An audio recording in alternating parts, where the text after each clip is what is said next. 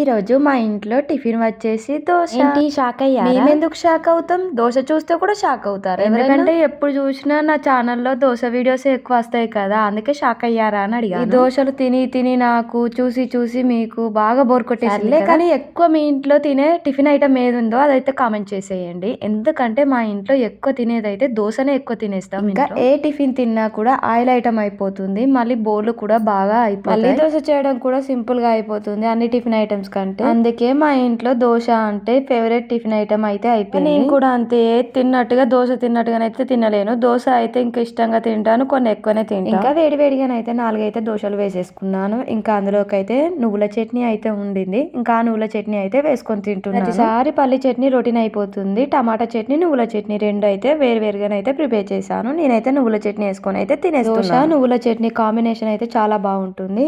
Long video post చేస్తే schedule అయితే మార్చి పెట్టేశాను, నేను చూసుకోలేదు. అదే అయితే కార్తీక పౌర్ణమి ఎలా జరుపుకున్నామో ఒక లాంగ్ వీడియోని అయితే అప్లోడ్ చేశాను. ఒక 4-5 మినిట్స్ ఉంటుంది, అంత లెంతీగా కూడా ఏం పెట్టలేదు. ఛానల్ కింద రిలేటెడ్ వీడియోలో లింక్ ఇచ్చాను, మీకు ఇంట్రెస్ట్ ఉంటే ఒకసారి వెళ్ళి చూడండి, వీడియో బాగుంటుంది. అలాగే వేములవాడ లాంగ్ వీడియో చూడడం మాత్రం అస్సలు మర్చిపోకండి. ఈ వీడియో నచ్చితే ఒక లైక్ ఇచ్చి సబ్స్క్రైబ్ చేసుకోండి. సబ్స్క్రైబ్ చేసుకోవడం మర్చిపోకండి.